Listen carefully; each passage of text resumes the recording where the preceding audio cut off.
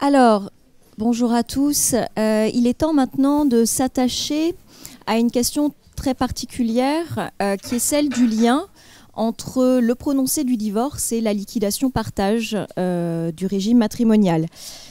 L'histoire de ce lien a été assez mouvementée depuis 2004, le législateur ayant fait plusieurs tentatives pour trouver une solution en faveur d'une liquidation-partage assez rapide.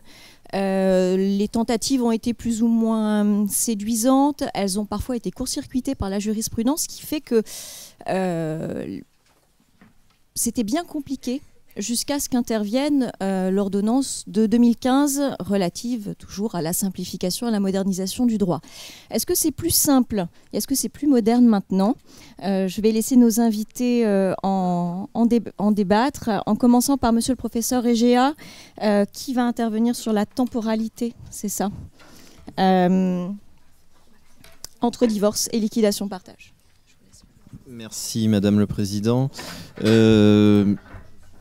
J'ai cru entendre dans la question que vous avez posée, à savoir si les choses sont plus simples aujourd'hui avec l'ordonnance, d'ores et déjà un élément de réponse, et on va y revenir dans un instant. Mais avant tout, je tiens à remercier très chaleureusement Ingrid Maria pour cette invitation, et féliciter pour l'organisation du colloque, parce que je sais d'expérience à quel point c'est un travail considérable. Donc vraiment, je suis ravi d'être ici aux côtés de certain nombre de collègues très prestigieux, donc j'en suis extrêmement flatté.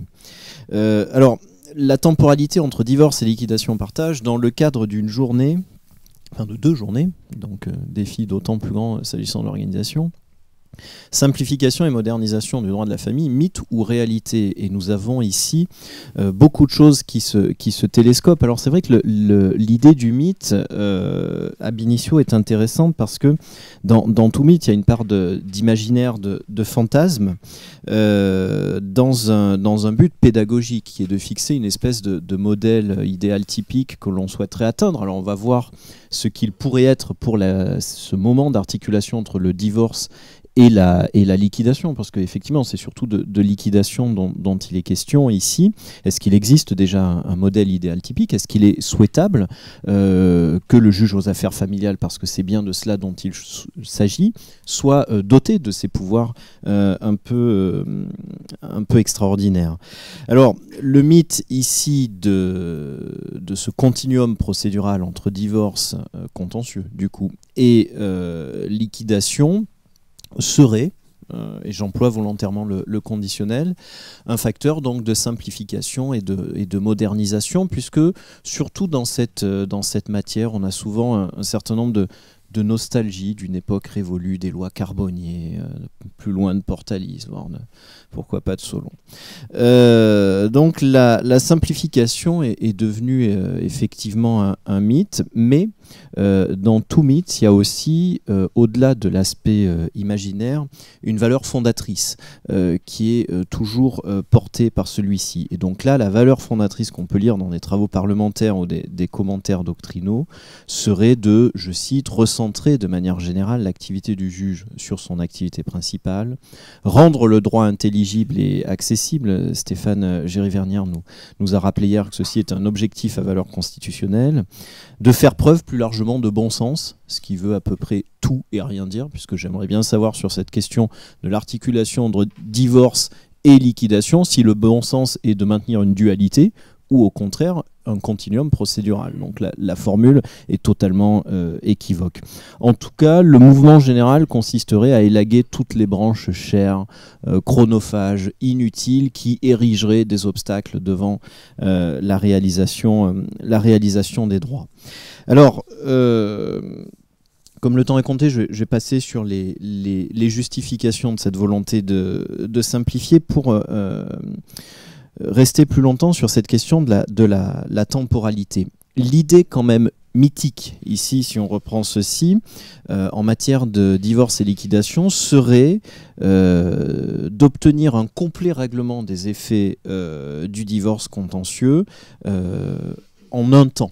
et idéalement le plus bref possible, si on suppose, et je vais y revenir plus loin, que simplifier et abréger les procédures est un facteur et de simplification du droit, et peut-être faut-il distinguer les deux, et de garantie des droits, ça c'est un autre problème, le but à rechercher serait celui-ci, alors que l'on sait bien, et vous l'avez rappelé à l'instant, que aujourd'hui, le règlement complet des effets du divorce, j'évoque évidemment ici les divorces contentieux, naturellement, se fait en deux temps.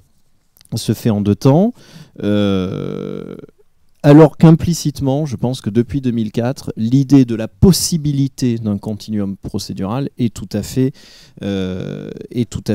concevable, que le juge du divorce demeure finalement saisi et tranche les difficultés liquidatives.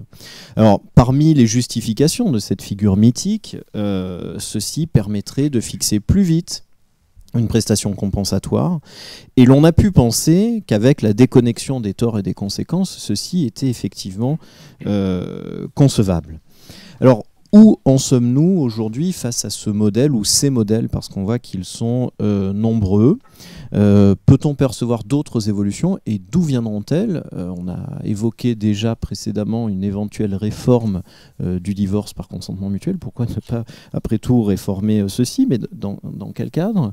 Est-ce le code civil et la loi qui devraient intervenir, ou bien le code de procédure civile, ou bien une source à laquelle je m'intéresse beaucoup, ces fameuses chartes et conventions locales de bonne pratique qui, en bonne intelligence, entre finalement les principaux concernés, pourraient peut-être constituer une solution. Alors, je partirai évidemment après le mythe de la réalité, c'est-à-dire qu'aujourd'hui, nous avons une temporalité, certes, mais qui se pose à deux niveaux. Et pour dresser le bilan de l'ordonnance de 2015, je repartirai de l'objectif, c'est-à-dire ce texte a été présenté, on l'a longuement dit hier, comme visant à favoriser la simplification. Donc c'est une idée évidemment intéressante dans ce cadre procédural, parce que la simplification sur ces questions procédurales passerait nécessairement par une réduction des délais, et plus précisément ici par l'existence d'une seule instance. Alors, il me semble qu'avec l'ordonnance de 2015, on a quand même peut-être simplifié la procédure. On va voir que tout dépend de l'acte introductif d'instance, et je pense que mes voisins vont revenir évidemment sur ce point, mais on a peut-être sans doute largement compliqué la loi en elle-même.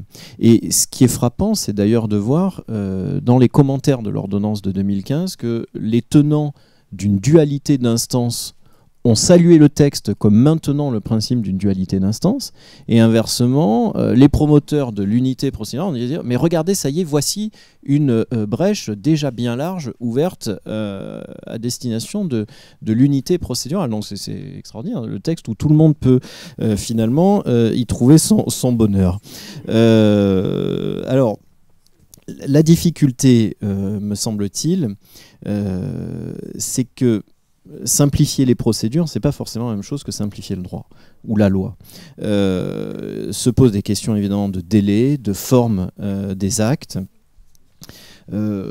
Songeons par exemple à un décret récent, celui du 28 décembre 2016 sur l'homologation des conventions en matière d'autorité parentale, où là on voit bien que l'idée de simplification passe par l'absence en principe de comparution, par exemple, dans ce cadre-là. Alors je développerai deux idées rapidement sur cette question de temps, qui est le temps des réformes tout d'abord, et ensuite le temps de l'instance lui-même. Alors, s'agissant tout d'abord du temps des réformes, en quelques mois, nous avons eu, entre 2015 et 2016, une modification très sensible du droit du divorce de manière générale, qu'il soit gracieux ou contentieux, sans véritablement de cohérence procédurale globale. Alors, je songe en particulier à deux décrets, celui du 23 février 2016, dont on va parler, et bien évidemment, pour le divorce par consentement mutuel, on l'a longuement évoqué ce matin, le décret du 28 décembre 2016. Alors, en apparence, ces textes sont tout à fait hermétiques l'un par rapport à l'autre, mais à bien y regarder, ils ne sont pas si étanches que cela. Et je songe en particulier à une subtilité procédurale sur laquelle je m'interroge beaucoup, qui est le nouvel article 1148-2 alinéa 2e, qui permet, semble-t-il, après la signature de la Convention, mais avant le dépôt au rang des minutes d'un notaire, de potentiellement saisir le tribunal dans un cadre contentieux.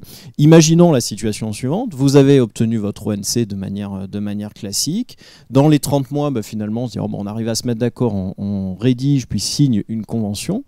Potentiellement, le texte laisse entendre que rien n'empêcherait derrière d'assigner. Alors évidemment, si c'est le même avocat, on peut quand même penser que celui qui a négocié la convention s'abstiendra et dissuadera son client d'assigner. Mais si finalement l'un des époux dit mais en réalité, après la signature, j'ai su par ma meilleure copine qu'il m'avait trompé et que bien plus que ce que je pensais, tout le village était au courant, mais pas moi, donc finalement ce sera contentieux, et qu'elle s'adresse à un autre avocat, est-ce qu'ici, il n'y a pas du coup une frontière qui est bien moins hermétique que ce que l'on pouvait penser, sans qu'il n'y ait une réflexion procédurale globale à ce jour sur l'ensemble. Alors,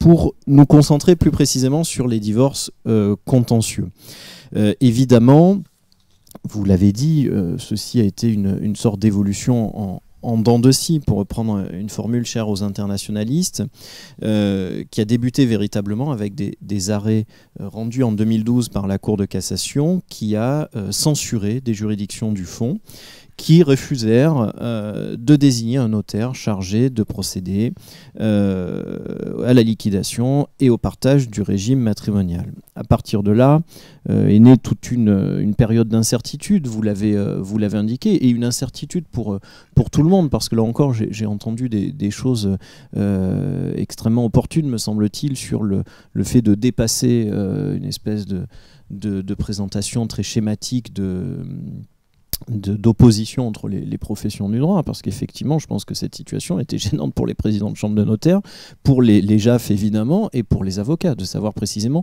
qui fait quoi. Et pour le coup on a par ce biais s'aborder des conventions qui avaient pu être faites localement, etc. Et l'on a espéré que l'ordonnance du 15 octobre 2015 apporte un certain nombre de précisions.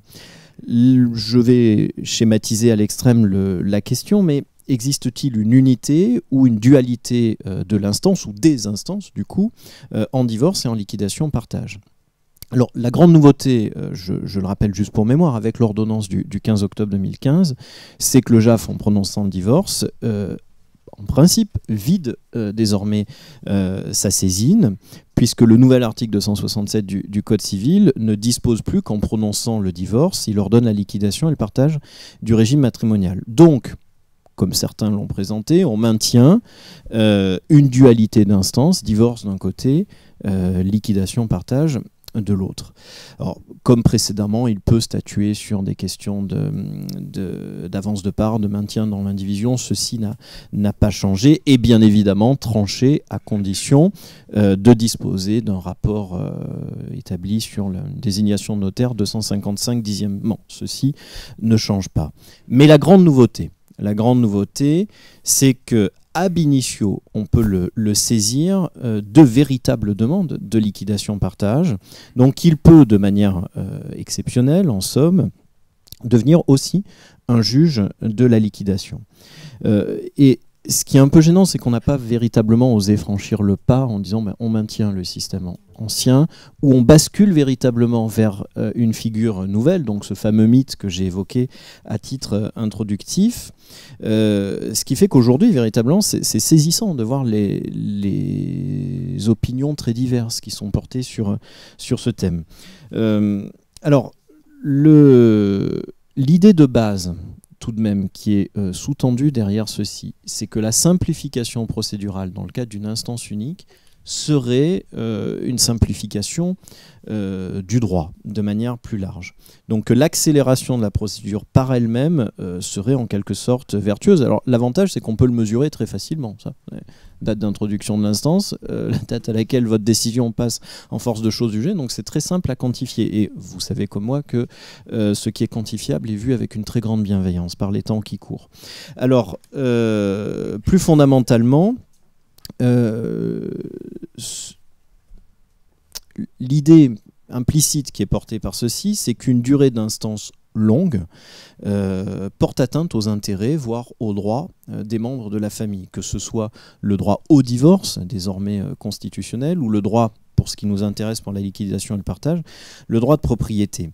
Et c'est cette idée-là, me semble-t-il, qui est centrale sur cette question de temporalité. C'est-à-dire que n'oublions pas quand même qu'avant 2004 notamment, un temps procédural plus long, sans qu'il soit évidemment quasi perpétuel, mais qu'un temps procédural plus long peut être aussi un temps de la maturation des choses, permettre de réfléchir, d'organiser sa rupture et sa vie familiale. Et c'était quand même ceci qui était au cœur du modèle, je dirais, ayant eu cours entre 1975 et 2004. Songez, alors évidemment, pour les étudiants qui sont parmi nous, ce que je dis là doit relever sans doute de l'histoire du droit, je vous assure que c'est pas si ancien que ça, mais une époque où l'on connaissait la double comparution en matière de divorce. Et puis même sur le fond du droit substantiel, des conditions d'accès au divorce, la rupture de la vie commune supposait 6 ans de séparation de fait, par exemple. Donc, dans ce modèle-là, l'écoulement du temps participait en somme de la rupture. Et en réalité, je pense que là se loge la question fondamentale à trancher, c'est-à-dire que l'on a quitté ce modèle pour un autre modèle, mais qui est pas plus condamnable que le précédent. C'est un choix politique différent, c'est tout. C'est bien de cela dont il s'agit. C'est-à-dire que la procédure aujourd'hui tend de moins en moins à être conçue comme étant en elle-même une occasion de faire prendre conscience, de réfléchir. Enfin, on espérait quand même que l'audience de conciliation permette de les réconcilier, les époux. Il faut être conscient de ceci, dans ce qui animait l'ancien modèle, au moins inconsciemment, même si c'était rarement le cas.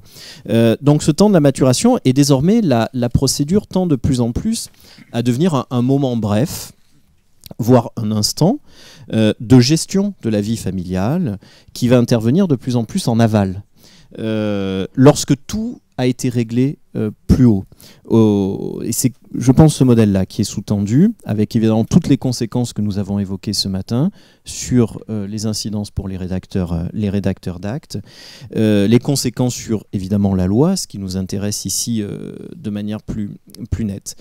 Alors, la question qui est sous-tendue aussi, c'est est-ce que ce choix-là est opportun ou pas? Parce qu'il porte en lui, on le voit très bien, pour des raisons budgétaires sans doute, mais aussi pour des raisons, ça a été largement expliqué ce matin, mais des raisons qui consistent à savoir quelle est la légitimité même de l'intervention de l'État sur le règlement de ces questions. Je pense que la question fondamentale qui se pose aujourd'hui, c'est celle-ci, puisqu'on pourrait théoriquement au moins concevoir un système, je le souhaite évidemment pas, dans lequel cette régulation sociale qui aujourd'hui se fait par le droit, qui concerne aussi bien les structures familiales que les relations familiales, relève demain, pourquoi pas, d'autres systèmes normatifs. On a évoqué la question religieuse, par exemple, la pure morale, et relève surtout d'autres professionnels, des conseillers conjugaux, des coachs, des professionnels du chiffre, les conseillers en gestion du patrimoine. Mais moi, pas de souci, je peux vous parfaitement organiser une liquidation. Si vous libéralisez ensuite la publicité foncière et l'accès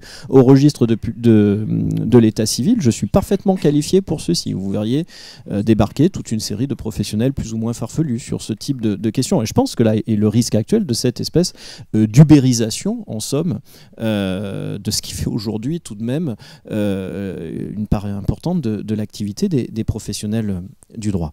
Alors, je vais passer rapidement sur ce point. Je pourrais répondre à d'éventuelles questions. Je vois que le temps tourne, pour me consacrer ensuite très brièvement au temps du procès. Alors évidemment, le temps de manière générale entendu comme étant une portion de durée soulève deux questions. Celle d'une part de l'instant et celle de la durée de l'instance elle-même. L'instant, on va y revenir par la suite, c'est évidemment, pour ce qui nous intéresse ici, la question de la saisine du juge aux affaires familiales. Quand le saisir, l'article 1116 du Code de procédure civile tend clairement à penser qu'il s'agit d'une saisine ab initio. Alors, ce qui pose des questions, c'est-à-dire, imaginons la situation procédurale suivante. Le demandeur ne saisit, et c'est ce que j'ai indiqué tout à l'heure, ce qui est loué par les tenants de la dualité, ne saisit le JAF de manière classique que d'une demande en divorce et ne dit mot d'une éventuelle liquidation. Donc véritablement, la portion la plus stricte en somme est la phase liminaire du règlement complet. Deux questions, mais alors du coup on va y répondre par la suite. Je ne veux pas empiéter sur ce que vont dire mes voisins, mais est-ce que le défendeur, dans le cas d'une demande reconventionnelle, peut lui invoquer une sorte d'extension du champ matériel de ce qui est porté à la connaissance du JAF en demandant qu'on introduise les questions liquidatives? Et ça, c'est véritablement cette question de l'instant qui fixe le contenu tout simplement de la matière litigieuse. Donc il me semble que c'est difficilement concevable, mais on va pouvoir en débattre, puisque 1116 semble bien dire que c'est véritablement au moment de l'introduction de l'instance. Deuxième question, puisque tout repose très largement, alors je connais peu la pratique locale, mais pour connaître très bien d'autres pratiques dans le sud-est, c'est vrai que les rapports de notaires sur 255-10 sont quand même à ce jour assez rares, tout simplement parce que les désignations sont très très peu fréquentes souvent. Donc l'idée quand même, je pense qu'il est encore mythique en quelque sorte, consiste à dire là on pourrait développer davantage de 155-10, en tout cas les désignations sur le fondement de ce texte. Est-ce que l'on pourrait, après l'assignation, par exemple dans le cadre d'un incident de mise en état, demander cette désignation ou pas? Là encore, à la lecture des articles 267 du Code civil et 1116 issus du décret du 23 février, j'en suis pas sûr, mais je crois qu'on a des propositions qui vont être faites sur ce point. Alors, vous m'accordez encore un peu de temps? Oui? Combien? 5 ? Ah bon, très bien. Alors, sur cette question-là, l'essentiel dans les nouvelles dispositions, c'est donc sur cette question de la saisine du juge aux affaires familiales avec une conception étendue de son office, y compris sur les questions liquidatives. Le nouvel article 267 nous dit qu'il statue également sur les demandes de liquidation et de partage des intérêts patrimoniaux dans les conditions fixées aux articles 1361 et suivants du CPC s'il est justifié par tout moyen des désaccords subsistants entre les parties, notamment en produisant une déclaration commune d'acceptation d'un partage judiciaire indiquant les points de désaccord entre les époux. Donc on comprend ici un véritable acte conjonctif, en somme. Le projet, je l'ai dit précédemment, établi par le notaire désigné sur le fondement du 10e de l'article 255. Alors, notamment, ce terme est évidemment important dans l'article 267 et un certain nombre de commentateurs, par exemple, ont indiqué qu'on pourrait admettre une preuve par témoignage. Ici, alors c'est sûr, par tout moyen, laisse supposer que les témoignages, les présomptions seraient admissibles. Sincèrement, en pratique, j'ai du mal à voir comment le témoignage pourrait être suffisant pour véritablement fixer les points de désaccord subsistants sur un vrai contentieux liquidatif. Mais on pourra peut-être en discuter par la suite. Des échanges de courriers ont été également proposés, lesquels des courriers entre époux, ou des courriers entre avocats, mais alors de quelle nature? Courrier officiel, se posent de nouveau des questions sur l'essor, évidemment. Là encore, je connais peu les pratiques locales, mais on constate parfois une multiplication d'un courrier officiel qui peut être un peu surprenante. Conclusion concordante ou discordante, là encore, le décret du 23 février de 2016 a quelque peu fermé la porte à ces perspectives-là en fixant tout ceci au moment de l'instance que j'indiquais ab initio de l'introduction de l'instance. Alors comme l'a dit hier M. Desfossés, nous sommes un petit peu face à un régime qui paraît un peu modulable. Pour terminer, la durée. si l'on considère que simplifier, on part de ce postulat, c'est abréger la durée procédurale. Il me semble que le système issu de l'ordonnance du 15 octobre 2015 dépendra, comme le divorce par consentement mutuel, de la manière dont il sera utiliser ce dispositif-là. Et moi, véritablement, je prône, que ce soit pour le divorce par consentement mutuel, une exploitation maximale de la liberté contractuelle et de l'inventivité dans les rédactions de clauses. D'ailleurs que la question qui a été évoquée tout à l'heure des incidents sur le principe du divorce et sur les effets, je pense que vous pouvez tout simplement introduire une clause de divisibilité entre consentement acquis de manière irrévocable sur le principe du divorce et pas sur les conséquences. Et si on vient vous dire ensuite, ah oui, mais mon mari ne m'a pas dit qu'il avait une assurance vie au Luxembourg, je l'ai découvert 3 mois après le dépôt au rang des minutes dans notaire, je suis victime d'un dol, peut-être sur la question du partage, et avec le partage complémentaire on sait quand même relativement bien gérer ce genre de choses, mais évidemment vous n'avez pas remarié les époux en disant c'est entré dans le champ contractuel et il a donné son consentement en considération de ce contenu licite et certain, pour prendre une terminologie désormais de droit positif. Donc exploiter au maximum ceci et du coup se méfier sur les questions strictement procédurales, de la stratégie qui peut être adoptée sur les questions de liquidation. C'est-à-dire que le texte permet idéalement de doter le JAF d'une vision globale de l'ensemble des conséquences du litige, mais peut être quelque peu détourné de sa fonction. Imaginez tout simplement le demandeur qui fixe le cadre du débat divorce plus liquidation-partage, et le défendeur qui ne souhaite absolument pas sortir tout de suite du divorce parce qu'on connaît bien la situation. Vous en avez un qui est très très pressé pour se remarier dans la foulée et l'autre qui finalement se dit non, et puis le devoir de secours, l'occupation à titre gratuit, c'est pas si désagréable, donc si on peut faire durer les choses, ça me gêne pas.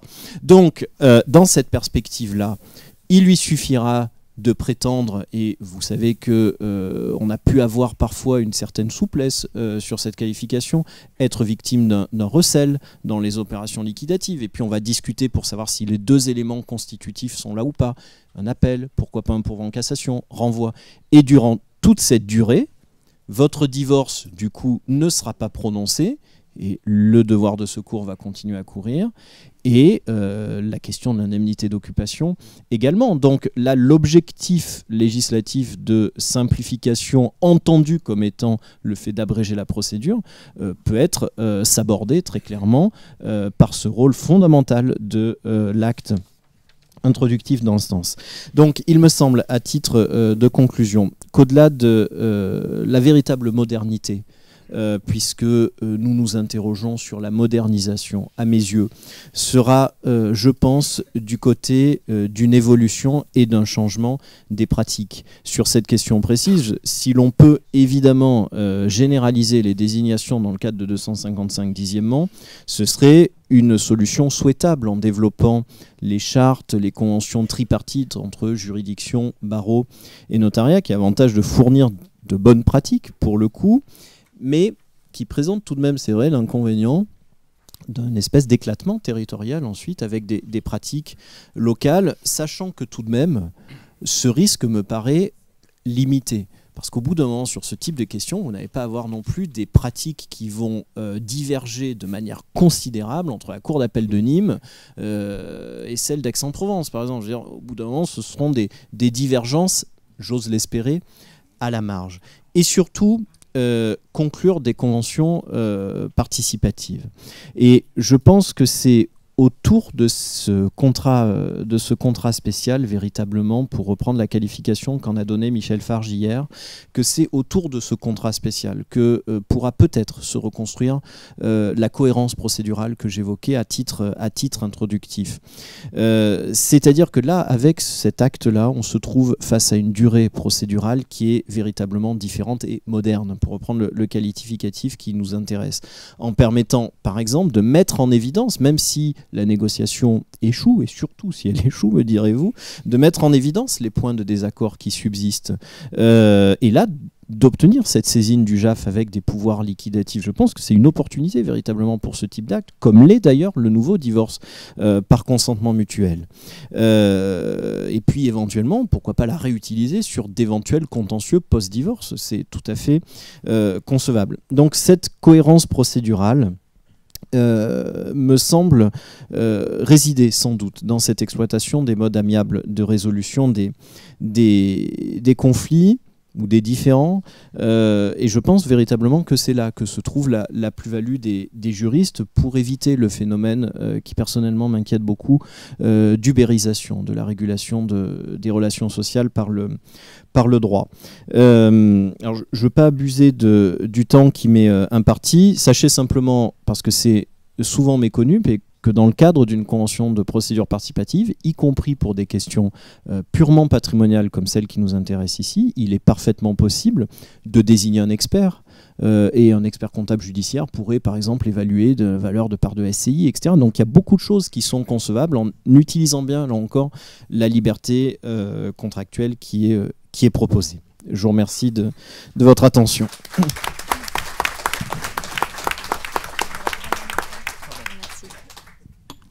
Merci, monsieur le professeur.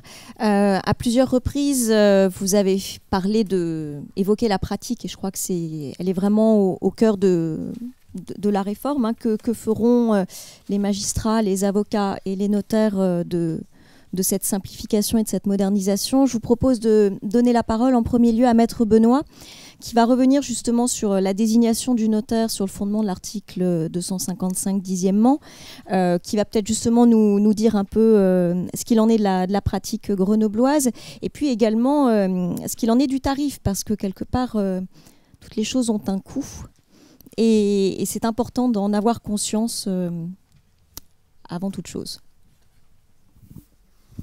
Merci. Et je remercie d'ailleurs le professeur Egea d'avoir fait une belle promotion de l'article 255-10, auquel je suis, moi, particulièrement attaché. Alors déjà, effectivement, le notaire qui est désigné dans le cadre de 255-10, il instrumente selon un processus qui est vraiment très différent de ses pratiques habituelles, puisqu'en fait, il est désigné par le magistrat, mais on va surtout s'apercevoir en fait que c'est l'avocat qui va mesurer à l'occasion de chaque procédure l'intérêt de sa désignation. Donc le rôle de l'avocat est effectivement fondamental. On l'a dit tout à l'heure pour ce qui était du consentement mutuel, mais je pense que c'est également très vrai dans ce type de démarche. Donc tout le long de la durée de sa mission, le notaire sera accompagné par ces deux juristes, l'avocat, qui lui fournira, bien évidemment avec l'aide de son client, tous les éléments qui permettent l'élaboration du projet de liquidation du régime matrimonial, et le magistrat, qui doit assurer un suivi du bon déroulement de cette mission. Donc on constate effectivement que le notaire n'a pas du tout la maîtrise initiale de sa nomination. Ça aussi, c'est une curiosité la plupart du temps pour lui. Il ne connaît pas les clients, les justiciables pour lesquels il doit intervenir. Et il est même d'ailleurs fondamental que l'une ou l'autre des parties n'ait jamais eu affaire avec le notaire expert. L'impartialité de ce dernier, bien évidemment, en dépend. Alors, il doit rendre un rapport, lui dont la fonction première est d'établir un contrat, la signature d'un acte authentique par des parties qui comparaissent devant lui. Ce rapport, à mon sens, n'a nul besoin de revêtir la forme de l'acte authentique, et nous verrons d'ailleurs que cette particularité a pu engendrer la confusion dans la qualification de la rémunération du notaire. La finalité de ce rapport n'est donc pas forcément la signature d'une liquidation et d'un partage du régime matrimonial, selon les préconisations que peut d'ailleurs avoir le notaire, en fonction toujours des données qui sont fournies par les parties et les avocats, mais cette mission est bien de permettre aux magistrats d'appréhender les conséquences pécuniaires du divorce. Alors, dès l'application de la loi du 26 mai 2004, il s'est posé d'ailleurs la question de savoir si le notaire désigné devait ou non être considéré comme un expert judiciaire. Alors avec beaucoup de nuances, en adaptant son statut de juriste de profession, les règles de l'expertise lui sont effectivement applicables, tout en éliminant certaines qui sont effectivement un peu inappropriées à la technique juridique du notaire au cas particulier. Donc le statut du notaire vient donc se confondre pour partie avec celui d'un expert judiciaire. Et à nouveau, cela sera une explication de la confusion qui a pu exister, ou qui pourra peut-être encore exister, dans la tarification de sa mission. Alors, dans un premier temps, on va voir un petit peu rapidement les règles applicables, c'est-à-dire le tarif des notaires tel qu'il est défini par les textes, et dans un deuxième temps, les difficultés engendrées par l'application stricte de ce tarif, avec les conséquences judiciaires qui en découlent, puisqu'en effet, un nombre de décisions importantes de cours de cassation est en la matière assez surprenant, puisqu'il existe bien d'autres matières qui relèvent du notariat, où il y a un nombre d'hypothèses de taxation difficiles à résoudre, et a priori au rang duquel la rémunération du notaire 255-10 ne fait pas partie. Un texte prévoit effectivement la rémunération du notaire dans ce cadre-là, et on peut penser qu'il suffit de l'appliquer. Alors, le tarif des notaires a été repris dans la loi du 6 août 2015. Le décret 2016-230 du 25 février 2016 et son arrêté pris le même jour est d'ailleurs déjà modifié également. Et la modification d'ailleurs porte sur l'imputation d'émoluments de l'article 255-10 sur l'émolument du partage définitif dont il sera question un petit peu plus loin dans mon propos. Alors, un petit rappel de base ici, on ne parle pas d'honoraire, mais bien d'un émolument tarifé. Cet émolument n'est pas fixé à la discrétion du notaire, mais sur la base du tarif qui est imposé et qui est fixé aujourd'hui par l'article R 444-60 du Code de commerce. Ce nouveau texte confirme la permanence du principe de la rémunération du notaire et son émolument spécifique pour la mission 255-10. Antérieurement, et notamment, je le rappelle ici, à l'époque des décisions importantes de la Cour de cassation sur le sujet, c'était l'article 5-1 du décret du 8 mars 1978 qui trouvait à s'appliquer et qui renvoyait lui-même au numéro 63E du tableau 1 annexé au dit décret. Alors, il y a lieu de ne pas confondre avec les honoraires applicables lorsque le notaire est désigné sur le fondement de l'article 255-9. D'ailleurs, le notaire qui serait désigné sur la base de ces deux articles, 255-9 et 255-10, pourrait ainsi percevoir deux types de rémunération bien distincts, relevant de règles différentes. L'émolument, contrairement aux honoraires d'expertise 255-9, n'est pas lié au temps passé à élaborer le projet, mais il est une rémunération tarifée comme dans n'importe quel autre acte notarié. Il est proportionnel, dégressif et déterminé eu égard à la valeur brute des biens communs ou indivis à partager, qui figure dans le rapport qui est destiné aux magistrats.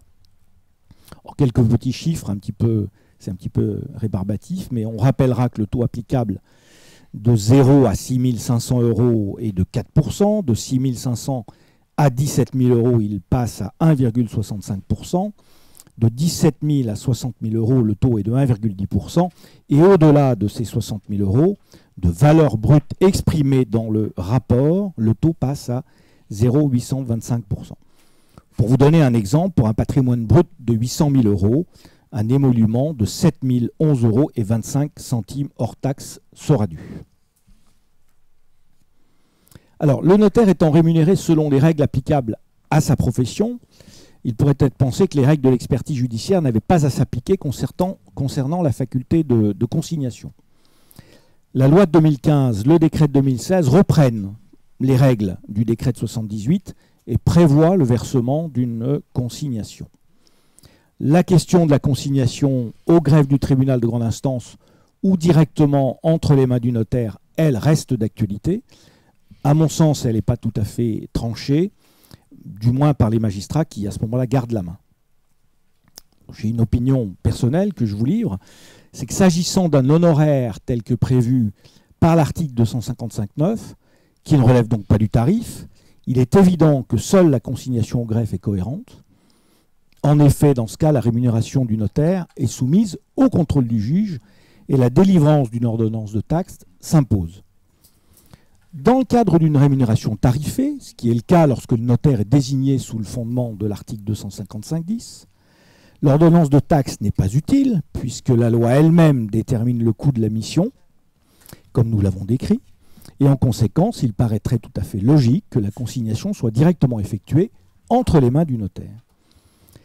La jurisprudence qui conforte le principe de l'incontestabilité du tarif permet de penser d'ailleurs que cette consignation ne serait alors qu'un acompte sur des frais qui sont, eux, incompressibles. Alors certains auteurs, tels Stéphane David, qui est notaire à Meudon, qui est maître de conférence, qui est également expert judiciaire en liquidation et partage près de la Cour d'appel de Paris, regrettent ces divergences et le fait que le législateur, qui a finalement consacré un peu l'idée que le notaire était bien un expert, il regrette que le législateur n'ait pas cru bon d'aller au bout de la logique et de prévoir une rémunération qui va de pair avec celle-ci. Il y a effectivement des distinctions bien subtiles, parfois difficiles à justifier en droit, qui auraient peut-être pu être évitées, et une rémunération uniforme entre les articles 255, 9 et 10, sous forme d'honoraires, aurait balayé les inconvénients qui sont liés à la rigidité attachée à des émoluments tarifés, déconnectés du travail véritable fourni, et du même coup tantôt considérés par les notaires comme étant insuffisants, ou tantôt perçus bien évidemment par les parties comme étant injustifiés. Et puis, comme l'exprime effectivement Stéphane David, il est également étrange d'appliquer un tarif calculé sur un actif brut à partager, alors même que cet actif finalement est susceptible d'être contesté par les parties et qu'on peut considérer qu'il est donc incertain. Alors, la pratique permet de constater que la nomination d'un notaire expert sur le fondement de l'article 250 permet très souvent d'aboutir à un accord en cours d'instance sur la liquidation du régime matrimonial des époux, même si cela n'a pas été le but effectivement prioritairement assigné par le magistrat au notaire. Le notaire qui pourra aboutir à cet accord des parties, qu'avec le précieux concours des avocats, bien évidemment, à la fois, on l'a vu, pour l'alimenter en pièces nécessaires à son travail, et à la fois pour convaincre les clients du bien fondé d'une transaction équilibrée et respectueuse de toutes les règles liquidatives. Et c'est d'ailleurs la loi elle-même du 26 mai 2004 qui a favorisé ces accords en cours d'instance. Alors, pour en arriver là, le notaire désigné aura, la plupart du temps, élaboré un rapport à la demande, bien évidemment, des parties, à la demande des avocats, et un état liquidatif que les époux pourront signer, éventuellement en dehors de la mission d'expertise. Alors, il s'agira alors d'un véritable acte qui porte règlement définitif du régime matrimonial et partage en cours d'instance.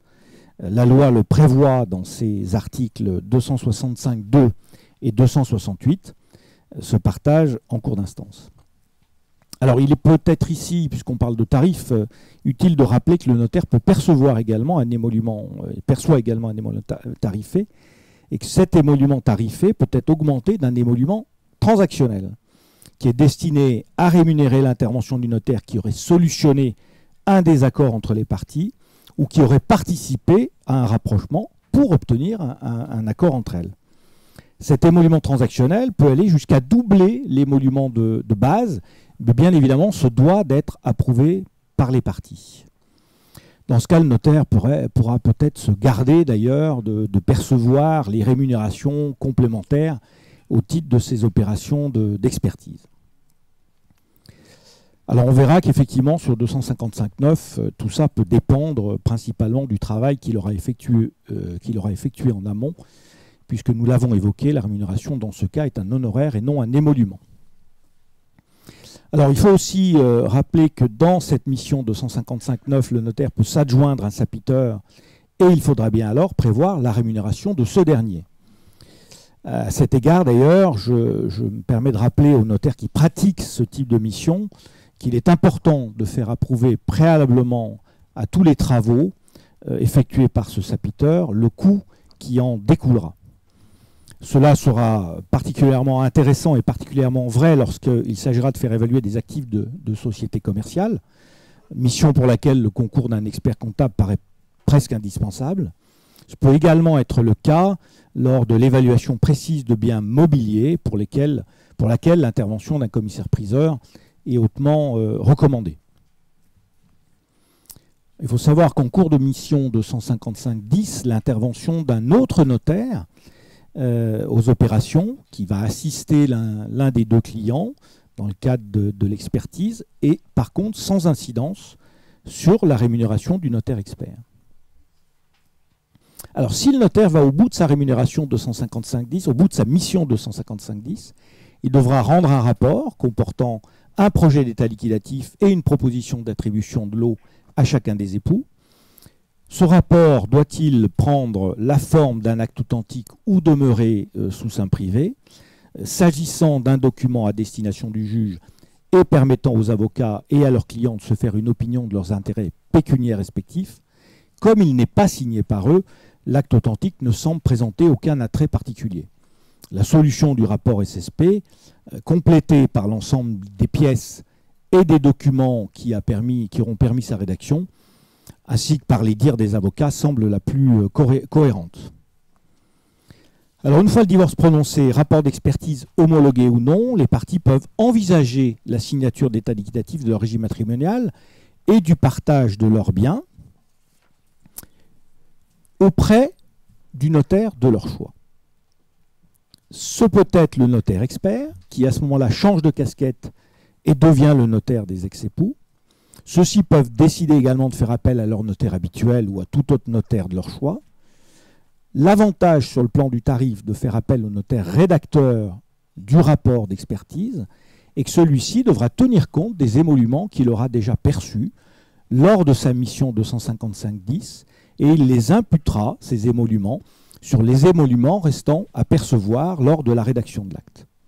Ainsi, les parties qui sont devenues clientes du notaire n'acquitteront qu'une seule fois les frais de liquidation de leur régime matrimonial et de leur partage.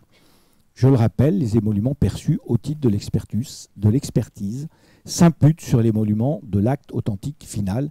Il a pu exister un doute à un moment dans le décret qui a été immédiatement corrigé.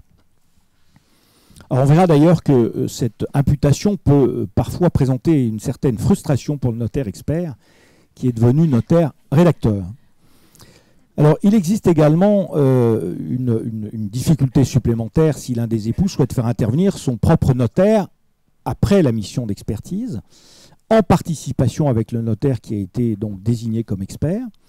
Et là, dans quelle mesure ce nouveau notaire doit-il participer à la rémunération perçue au titre de l'article 255-10, complétée par celle de la rémunération de l'acte authentique?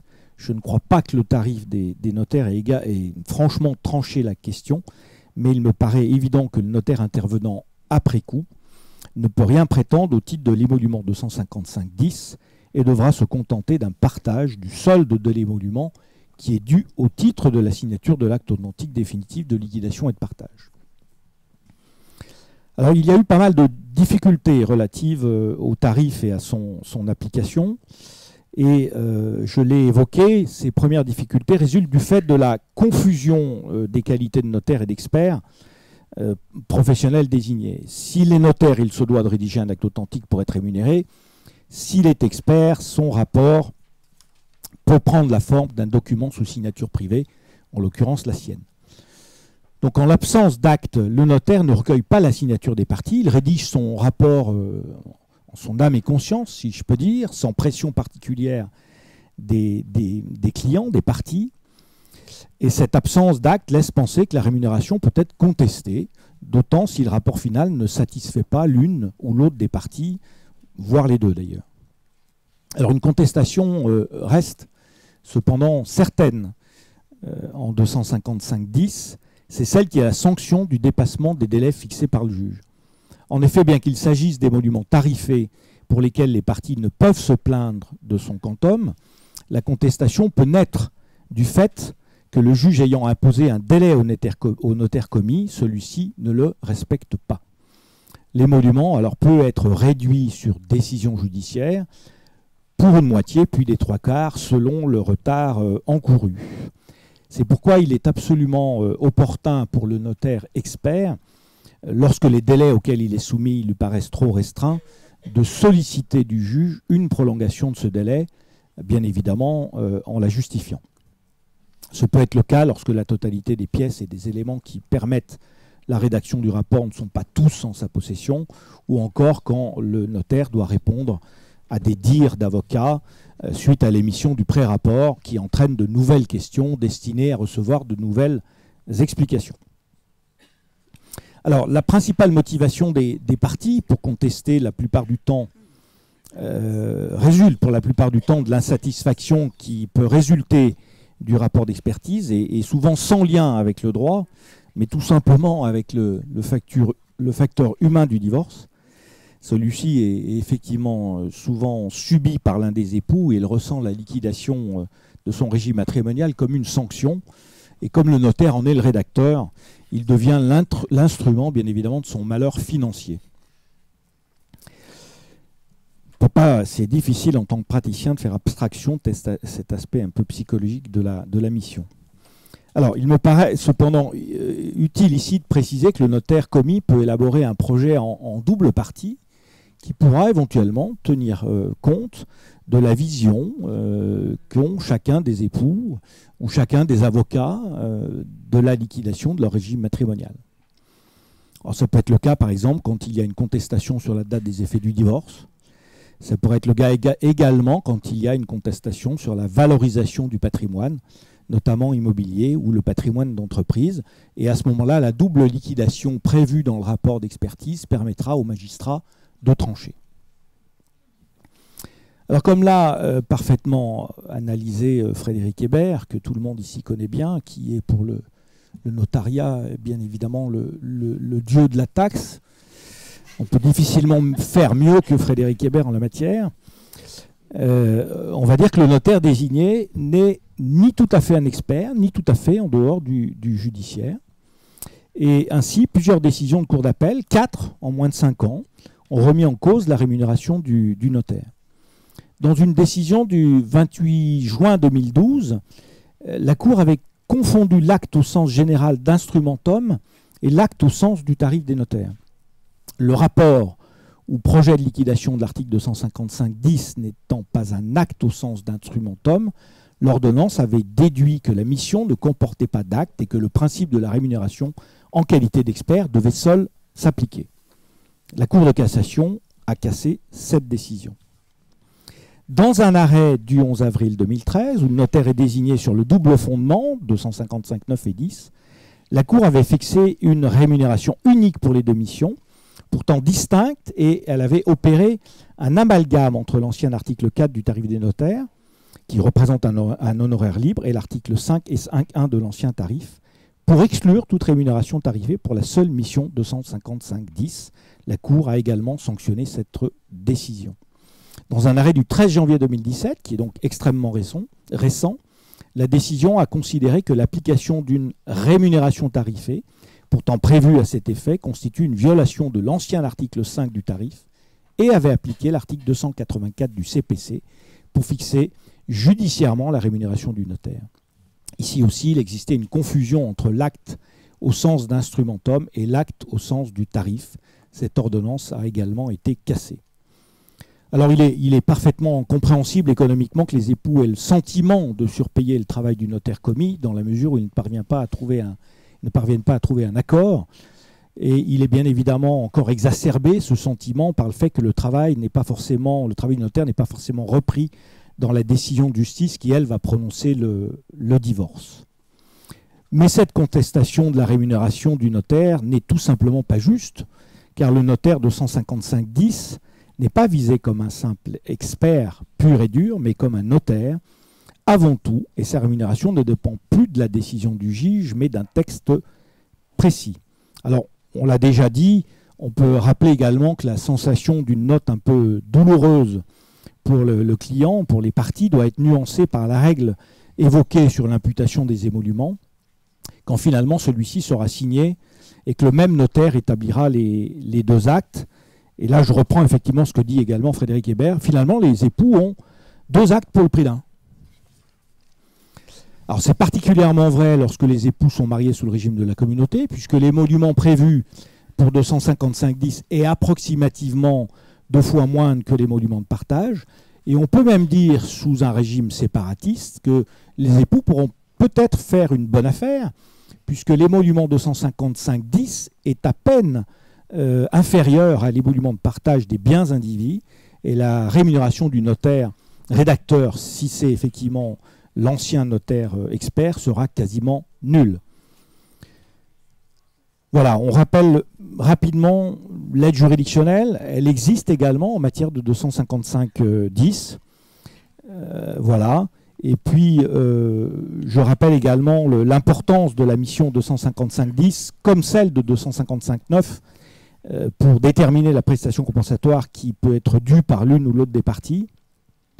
Effectivement, c'est censé faciliter la tâche du magistrat que d'avoir ce rapport en la matière. J'imagine que Maître Redzi nous en parlera. On peut même prétendre ainsi éviter de nombreux recours en appel qui concernent la plupart du temps uniquement ces prestations compensatoires. Et on peut se dire, en effet, comment déterminer une condamnation pécuniaire sans connaître le patrimoine de celui ou de celle qui la doit, ou de celui ou de celle qui la reçoit.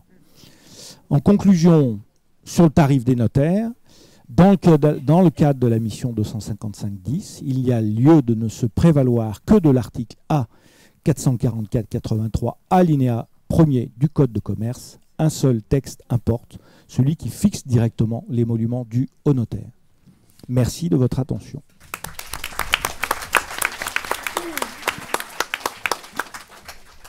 Merci maître. Je passe tout de suite la parole à monsieur le conseiller Lacour qui va justement sans doute nous éclairer sur les difficultés processuelles que vous avez pu observer, y compris tout ce que vous avez pu remarquer.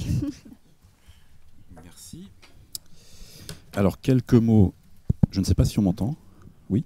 Quelques mots donc pour vous livrer quelques réflexions sur les difficultés liées à la saisine du juge aux affaires familiales s'agissant des questions de liquidation lors du divorce et aussi après le divorce. Donc j'ai fait une distinction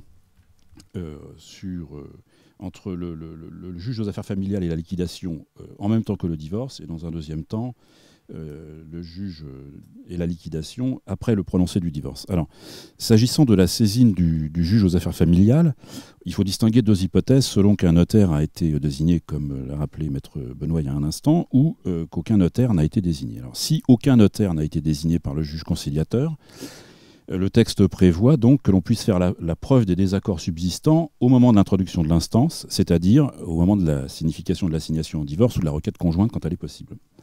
Alors, cette preuve se fait, nous dit le texte, soit au moyen d'une déclaration commune, ce qui suppose qu'on ait un accord dans le désaccord, en fait. C'est-à-dire que les parties qui ne sont d'accord sur rien doivent néanmoins se mettre d'accord sur le fait qu'elles ne sont pas d'accord.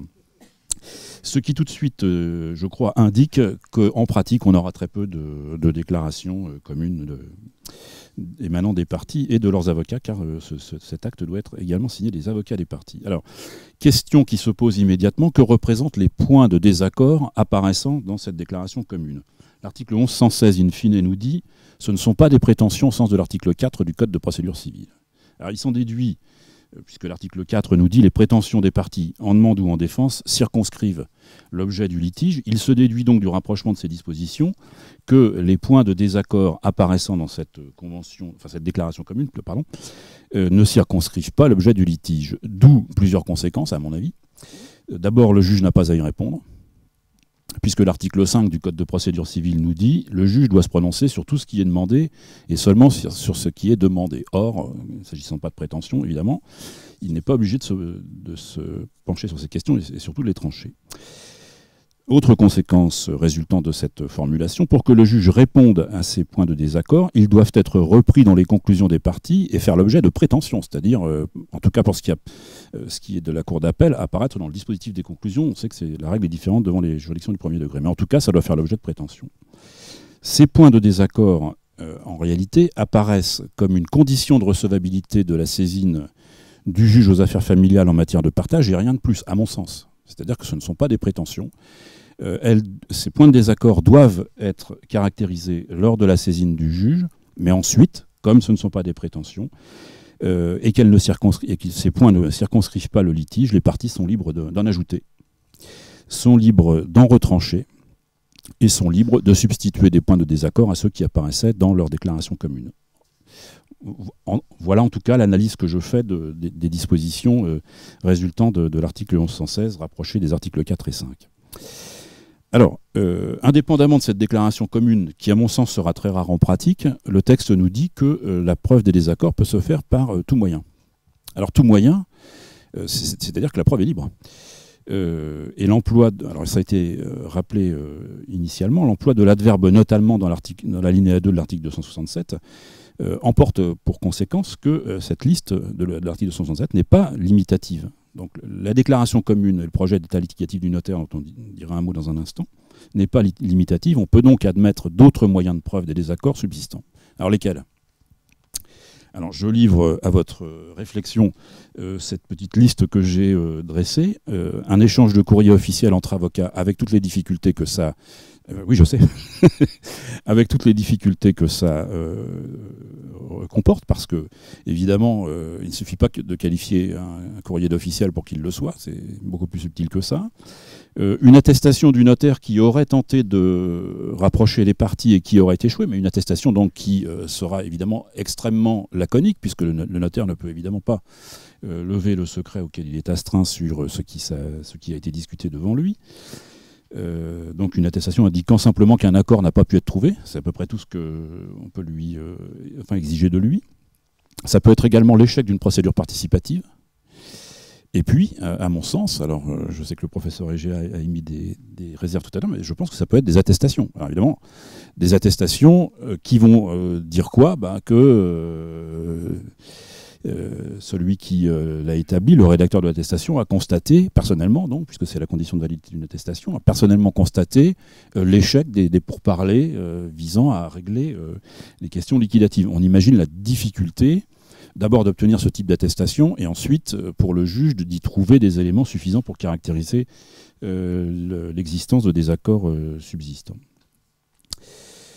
Alors évidemment, dans cette hypothèse-là, les désaccords mis en évidence par ces différents moyens de preuve ne constituent évidemment pas des prétentions et par voie de conclusion, les parties pourront ajouter de nouvelles questions litigieuses en abandonner, exactement comme dans l'hypothèse précédente. Alors, deuxième cas maintenant, si un notaire a été désigné sur le fondement de l'article 255, 10e du Code civil. Il va sans dire qu'évidemment, cette hypothèse a ma préférence. On sait donc, ça a été rappelé par Maître Benoît, le notaire a pour mission d'élaborer un projet de liquidation du régime matrimonial et de formation des lots à partager. Évidemment, le juge aura alors un projet d'état liquidatif, alors avec des variantes le cas échéant si les positions des parties sont inconciliables ou on n'a pas pu les rapprocher, mais on aura en tout cas, le juge aura en tout cas des éléments factuels et des éléments juridiques tangibles pour lui permettre de trancher les difficultés subsistantes. Une question se pose à cet égard, est-ce que les points de désaccord qui sont repris par le procès-verbal de dire que doit établir le notaire en vertu de l'article 1373 du Code de procédure civile lorsqu'il n'arrive pas à mettre les parties d'accord, est-ce que ces points de désaccord circonscrivent ou non le litige? Alors, on pourrait être tenté de le croire parce que l'article 1374 du même code dispose que toute demande distincte est irrecevable. Alors, sauf que les objections qui peuvent être élevées sont les suivantes. Cette irrecevabilité, d'abord, n'est pas à l'ordre public. C'est-à-dire que si les parties se mettent d'accord pour saisir le juge de ces points, le juge ne pourra pas s'y opposer. Le juge ne peut pas soulever l'irrecevabilité de ces demandes si les parties ne le font pas. Alors, on nous dit également que toute demande est irrecevable, sauf si son fondement est né ou révélé postérieurement à l'établissement du rapport par le juge commis. Or, dans notre hypothèse, au stade du prononcé du divorce, il n'y a pas encore de juge commis. Donc il n'y a évidemment pas de rapport de juge commis, et donc par voie de conséquence, il n'y a pas d'irrecevabilité liée à ce que cette question n'aurait pas été reprise par le rapport du juge commis. Et enfin, il faut signaler que dans cette hypothèse, le juge peut être saisi de questions liquidatives à tout moment de la procédure, c'est-à-dire non seulement lors de la délivrance de l'assignation de la requête quand elle est possible, mais également postérieurement. À tout moment, une partie peut décider, quand un notaire a été désigné sur le fondement de 255-10, de saisir le juge du divorce de questions liquidatives. Alors, s'agissant maintenant des pouvoirs du juge ainsi saisi, lorsque le juge est saisi de ces difficultés, que peut-il faire? L'article 267 nous dit que le juge, dans ce cas, statue dans les conditions de 1361 à 1378 du Code de procédure civile, c'est-à-dire dans les conditions du partage judiciaire. Voilà, on applique au juge du divorce les dispositions, on n'a pas prévu de mesures ou de dispositions dérogatoires, on applique le droit commun du partage judiciaire. Donc, en vertu de ce texte, le juge pourra ordonner le partage s'il est possible, et dans ce cas désigner un notaire, mais qui sera un notaire instrumentaire, c'est-à-dire que le rôle du notaire sera, dans cette hypothèse, limité à la rédaction de l'acte et au recueil des signatures. Ordonner la licitation, évidemment. Le juge peut également désigner un expert qui sera, dans ce cas, un expert de valeur. Ça vise des hypothèses qui ont été envisagées tout à l'heure par Maître Benoît, des expertises d'immeubles, de valeur de parts sociales, de sociétés non cotées, etc. Et enfin, si le partage est complexe, le juge du divorce pourra désigner un notaire et commettre un juge, donc ce qu'on appelle le juge commis, pour surveiller les opérations de partage. Et donc on est dans le schéma traditionnel du partage judiciaire. Alors une question se pose dans cette hypothèse. Avant de désigner un notaire en cas de partage complexe, est-ce que le JAF peut trancher les questions litigieuses? Est-ce qu'il doit trancher les questions litigieuses, ou est-ce qu'il peut surseoir à statuer en disant « je renvoie devant le notaire, les parties vont s'expliquer et au bénéfice des explications du notaire, elles vont peut-être se rapprocher, ce qui va vider le contentieux d'une partie de ces points litigieux ». Alors, la réponse, enfin, celle qui m'apparaît en tout cas possible, c'est qu'on n'en sait rien parce que le texte ne le dit pas. Et ce qu'on observe en pratique, c'est que la pratique majoritaire est contraire. Donc les parties saisissent les juges de difficultés avant même d'être allés chez le notaire quand il n'a pas déjà été désigné. On a très peu de sursis à statuer. Et alors les questions sont, enfin, une partie des questions est tranchée par le juge avant de renvoyer les parties devant le notaire.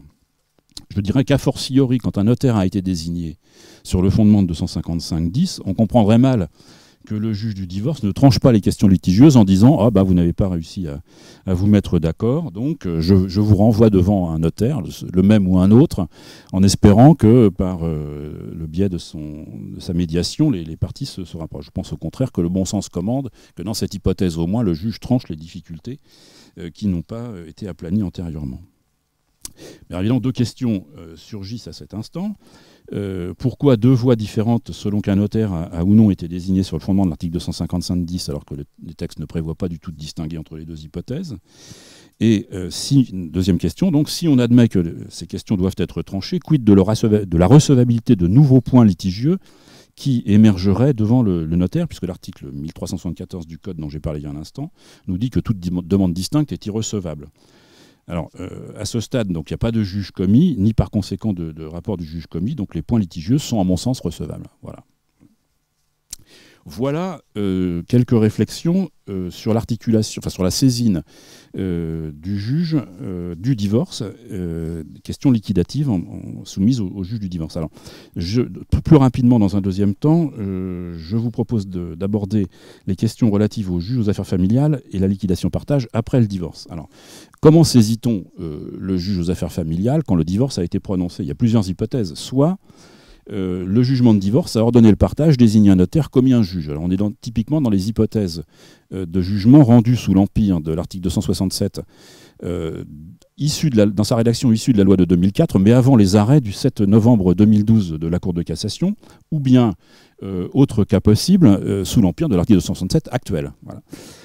Et alors donc on doit, dans cette hypothèse, avoir un projet d'état liquidatif et un procès verbal de dire.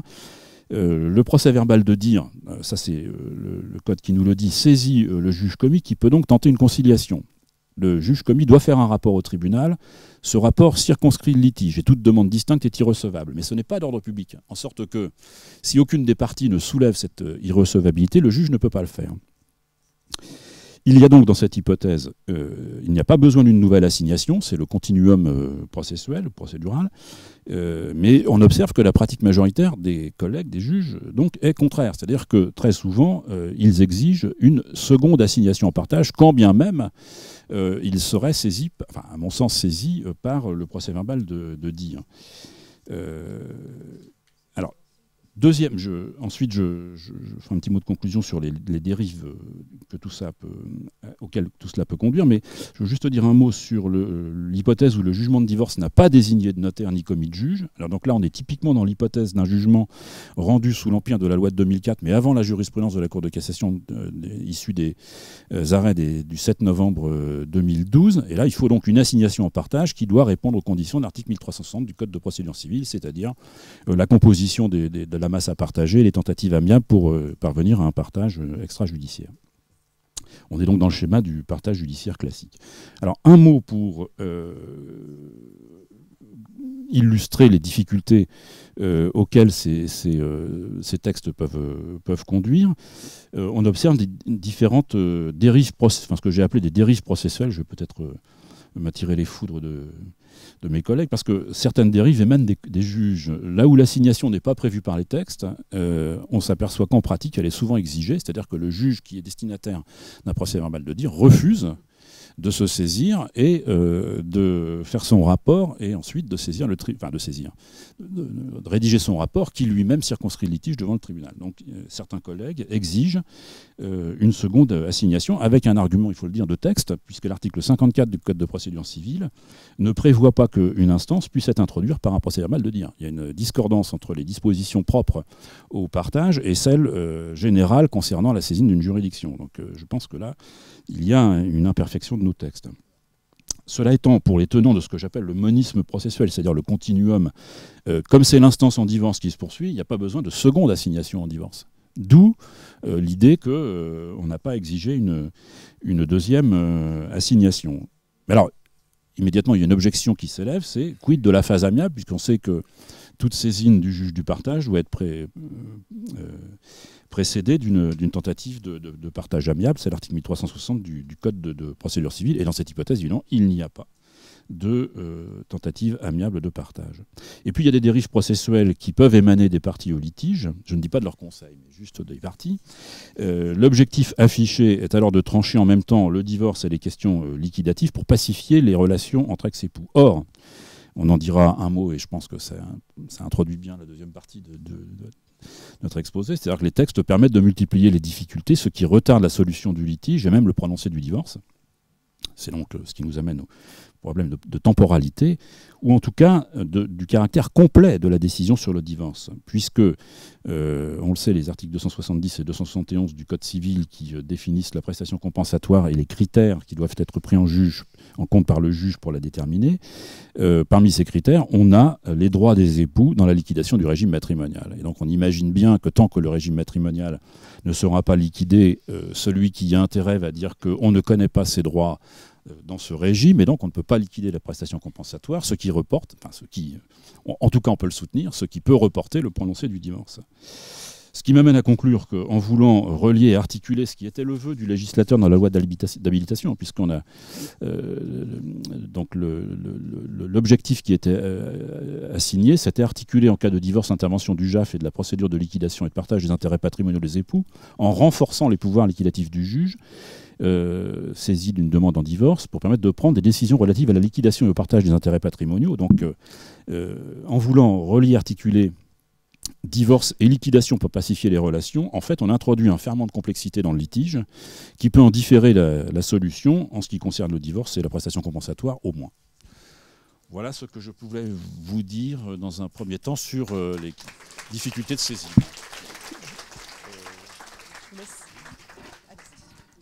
Merci Monsieur le conseiller. Vous avez fait la transition avec l'intervention de Maître Rizzi, à la fois sur le point de vue de l'avocat relativement aux difficultés processuelles évoquées, et puis sur le lien entre l'article 255-10 et la fixation de la prestation compensatoire, dans l'ordre que vous souhaitez.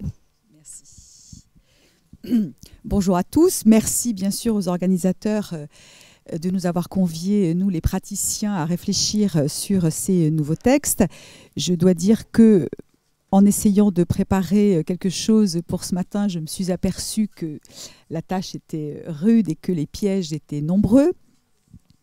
tous mes confrères présents dans la salle et qui sont venus à la présentation sur le divorce par consentement mutuel savent que voilà, les conseils de prudence que nous avons obtenus aux États généraux du droit de la famille demeurent, y compris bien sûr pour cette procédure 267.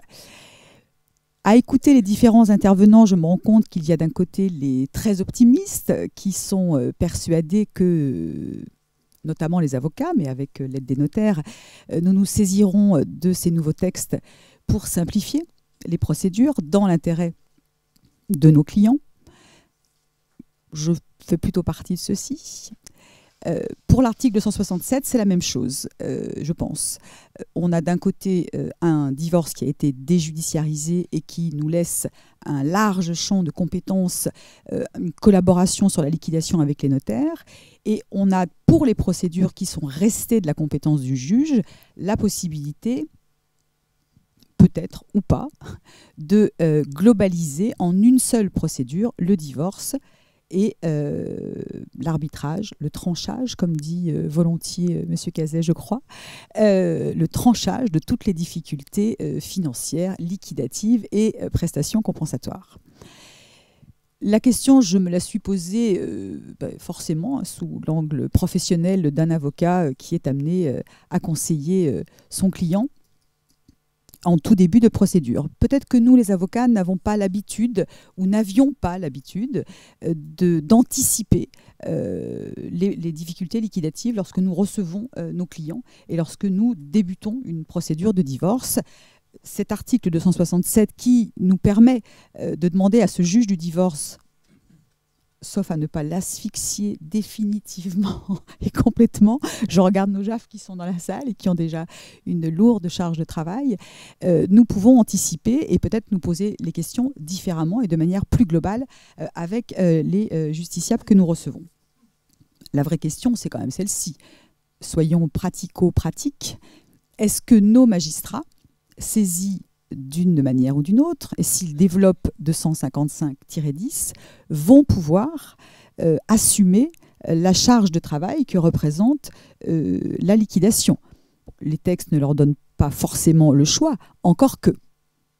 Nous savons tous ici que si nous souhaitons véritablement nous orienter vers une seule procédure, si nous souhaitons que le juge du divorce puisse, et c'était le vœu du législateur, et de la Cour de cassation, avoir un schéma chiffré du patrimoine, pouvoir arbitrer sur le divorce et sur la prestation compensatoire, on devra anticiper et multiplier les demandes formulées sur 255-10 que nos notaires locaux pratiquent et que nous pratiquions déjà de manière quand même assez régulière, je dirais. Le reproche qui avait été fait avant ce nouvel article 267 à la désignation du notaire, c'était peut-être de ralentir le prononcé du divorce, reproche fait par notre profession, ou en tout cas par le justiciable. C'est une mission qui est longue, qui est difficile, il faut fournir tous les documents au notaire pour qu'il puisse rendre un rapport dans un délai raisonnable. C'était souvent la difficulté, que nous n'arrivions pas à obtenir les documents de nos clients qui ne comprennent pas toujours l'utilité de toutes ces mesures. Il faut qu'on puisse être très pédagogique et à leur expliquer. Donc effectivement, dorénavant, si on obtient cette désignation sur 255-10, on va un peu contraindre le juge aux affaires familiales, puisque celui qui aura le privilège de pouvoir assigner le premier pourra soumettre ou non, en termes de recevabilité, à ce juge du divorce, toutes les questions liquidatives. Donc il va y avoir une prime, je ne sais plus comment M. Lacour l'appelle, une prime à la rapidité. Le prix de la course, voilà, dans ses notes. Le prix de la course, j'avais bien aimé cette expression. Est-ce que nous devrons conseiller de fait à nos clients, selon qu'ils seront débiteurs d'un devoir de secours ou créanciers, futurs débiteurs d'une prestation compensatoire, de régulariser le procès-verbal d'acceptation, ou, selon la position effectivement de l'un ou de l'autre, rester dans un immobilisme. Je crois que tout dépendra de ce qu'on veut faire, comme pour le divorce par consentement mutuel, par acte d'avocat. Que veut-on faire de ces réformes? Est-ce qu'on souhaite les mettre au service du justiciable, travailler sur une globalité et essayer d'aller vers le but du législateur qui était justement d'éviter la multiplication des procédures? Ce qui est certain, me semble-t-il, c'est qu'en notre qualité d'avocat, nous allons avoir, comme dans le divorce qu'on a évoqué ce matin, par consentement mutuel, une responsabilité accrue, l'anticipation, la désignation sur 255-10, car là, le demandeur demandera au juge d'arbitrer les points liquidatifs et le juge n'aura guère le choix, me semble-t-il, que de les arbitrer. Bon, on savait que jusque-là, il pouvait estimer qu'il n'était pas suffisamment éclairé. Le nouvel article 267 est là pour, en principe, permettre au juge d'arbitrer. S'il n'y a pas d'expertise 255-10, est-ce que nous parviendrons, en travaillant sur... peut-être, on en parlera à la fin des chartes, mais est-ce que nous parviendrons à signer les fameuses déclarations listant les désaccords subsistants? Donc on sera d'accord sur le principe qu'on doit soumettre le partage au juge et on sera d'accord aussi sur la liste des désaccords. Cette liste doit être signée par nos clients, mais par nous. D'où effectivement ce que nous disent tous les commentateurs, une responsabilité accrue. Si cette liste existe, elle conditionnera donc la recevabilité par rapport à l'acte introductif, mais elle ne détermine pas les prétentions. Donc tout ça, nous allons devoir nous l'anticiper très largement dès le début de la procédure. Et puis reste la preuve par tout moyen qu'on a déjà tous évoqué ce matin et qui peut alors effectivement être un échange de courrier. Mais là, moi, encore plus que tous les intervenants à cette table, j'attire l'attention sur évidemment le caractère confidentiel des courriers entre avocats. Quid des courriers que nous échangeons avec les notaires, puisque le problème se pose aussi dans le divorce par consentement mutuel. Voilà, l'article 3 de notre règlement intérieur national est très clair. Le principe, c'est la confidentialité entre nous, avec les notaires moins. Certains auteurs se demandaient si le fait d'avoir simplement demandé l'organisation d'un rendez-vous démontrait l'échec de la tentative amiable. Tout ça reste encore à découvrir et on verra ce que la jurisprudence nous dira sur tous ces points dans l'avenir. Aujourd'hui, en une année et demie, on va dire, d'application de ce texte, on n'a encore pratiquement aucun recul, aucune application. Si je suis très honnête, je dirais que nos assignations partent encore parfois avec les anciennes mentions et que le nouvel article 267 n'est pas du tout encore, je fais partie du lot, ne vous inquiétez pas, je me mets dedans, intégré et encore moins ce qu'on peut en faire. Ce qui nous a tous inquiétés en travaillant sur cette nouvelle loi, sur ce texte, c'est effectivement, d'une part, la responsabilité quand même accrue des avocats, mais comme chaque fois qu'il y a une réforme, nous sommes un peu timorés, et puis ensuite on se saisit des moyens juridiques qui font qu'on les exploite au mieux et dans l'intérêt de nos justiciables.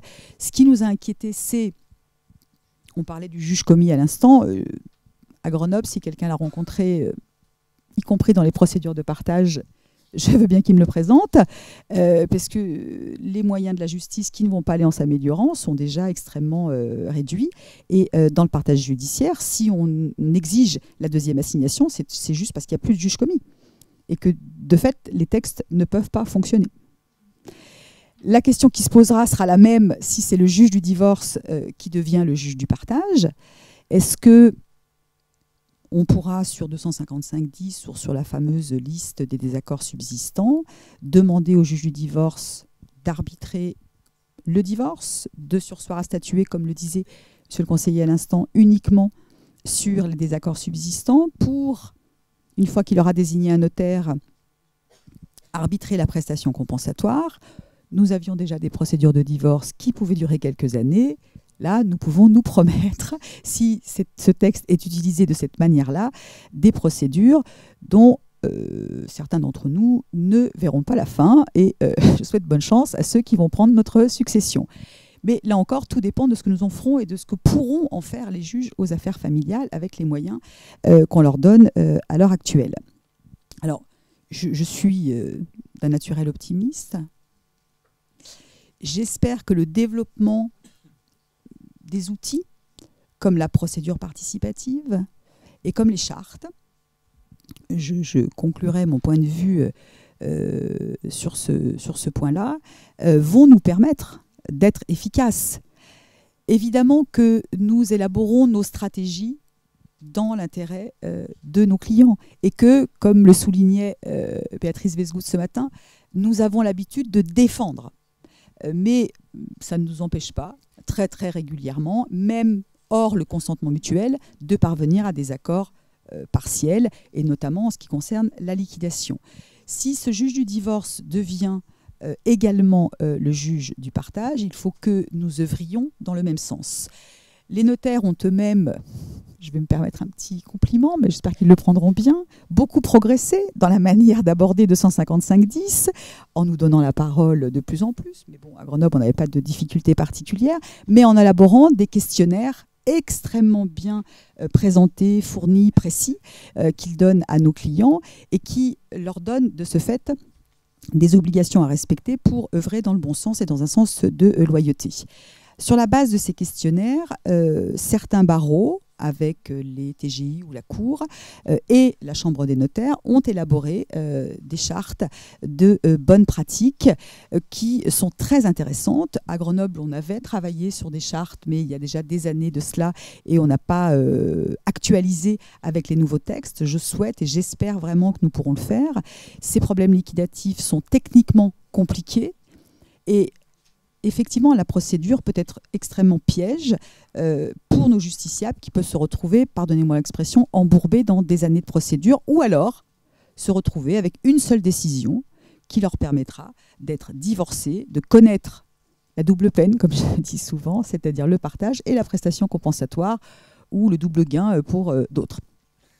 Mais en tout cas, il me semble que l'établissement de ces chartes, comme la procédure participative d'ailleurs, peut nous permettre de revenir, alors je ne veux pas revenir sur le passé, mais on parlait tout à l'heure des étapes nécessaires à la maturation et de cet ancien divorce par consentement mutuel où on avait les deux étapes, la première audience avec des mesures que l'on testait et la seconde audience que j'ai connue. Je pense que nous, les avocats, nous pouvons, qu'il s'agisse du partage ou du consentement mutuel, mettre en œuvre par la procédure participative ces phases d'essai ou de recherche en ce qui concerne le patrimoine, des valeurs, des expertises, etc. On peut conclure des pactes, on le fait déjà, ce que certains appellent des conventions de séparation de fait, où on se met d'accord sur un certain nombre de choses. Et en matière de liquidation, on peut convenir dans le cadre d'une procédure participative, qui est un excellent outil, qui est cadré sur le plan juridique, qui peut être un moyen de preuve pour le juge, des moyens qu'on veut mettre en œuvre pour parvenir à une liquidation à peu près correcte, équilibrée, ou en tout cas, si ça n'est pas une liquidation, qui donne au juge les moyens de statuer sur la fameuse prestation compensatoire. Alors, pour conclure, il me semble que notre profession a fait face à bien d'autres défis que la réforme du divorce par consentement mutuel ou le nouvel article 267 qui nous donne de si beaux outils pour travailler sur la liquidation. Toujours Jérôme Cazet, qui a le sens de la formule, disait dans l'Agifamille du mois de juin, auquel vous pouvez vous reporter car il est très complet sur l'articulation de la liquidation de l'article 267 et sur le divorce, disait que 267 et ses compères, les articles du Code de procédure civile, 1360, etc., ressemblaient, à force s'y méprendre, à un quasimodo, car article rédigé de manière très laide et certainement inutile. Donc je ne sais pas pourquoi il a fait preuve d'un tel pessimisme. Enfin, il a renouvelé effectivement le fait qu'il pensait que c'était chronique d'une mort annoncée, cet article, et qu'il ne servirait à rien et qu'on reviendrait aux anciennes pratiques. Je ne partage pas son point de vue. Et comme Quasimodo qui a révélé ses magnifiques facettes en croisant Esmeralda, je vous souhaite, en établissant les chartes liquidatives que vous établirez avec vos barreaux et les TGI, de rencontrer vous aussi l'Esmeralda qui révélera l'article 267. Merci.